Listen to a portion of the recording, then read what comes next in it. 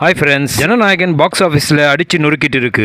Leaked movie லேட்டாக release ஆன படமாக இருந்தாலும் பாக்ஸ் ஆஃபீஸில் பிச்சு உதறதுன்னா அதுக்கு ஒரே காரணம் நம்ம தளபதி விஜய். சரி வாங்க, ஜனநாயகன் வேர்ல்டு வைடா 4 days கலெக்ஷன் எவ்வளோ ஆகியிருக்குன்னு பார்க்கலாம். முதல் நாள்லேயே ரசிகர்கள் எதிர்பார்ப்பை முழுமையாக பூர்த்தி செஞ்ச ஜனநாயகன் தமிழ்நாட்டில் மட்டும் இல்லாமல் வேர்ல்டு வைடா ஜனநாயகனுக்கு பிக்கெஸ்ட் ஓப்பனிங் கிடைச்சிருக்கு. ஜனநாயகன் ரிலீஸ் ஆன ஃபர்ஸ்ட் டேல மட்டும் 86 crores கலெக்ஷன் தாண்டி மாஸ் ஓப்பனிங் கொடுத்துருக்கு. இத்தனைக்கும் டே 1 அண்ட் டே 2 ஒர்க்கிங் டே, இரண்டாவது நாள் ஒர்க்கிங் இருந்தாலும் ஆல்மோஸ்ட் எல்லா தியேட்டர்ஸ்லயும் ஹவுஸ்ஃபுல் ஷோஸா தான் ஓடி இருக்கு. ஜனநாயகன் செகண்ட் டேல வேர்ல்டு வைடா 120 crores கலெக்ஷனை கொடுத்திருக்கு.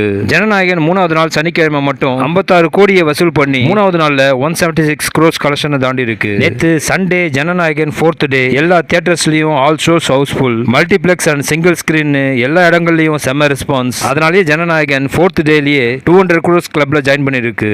ஜனநாயகன் டோட்டலா 4 days கலெக்ஷன் அரௌண்ட் 230 crores தாண்டி இருக்கு. தமிழ்நாட்டில் மட்டும் Jananayagan 4 days collection 86 crores collect பண்ணிருக்கு.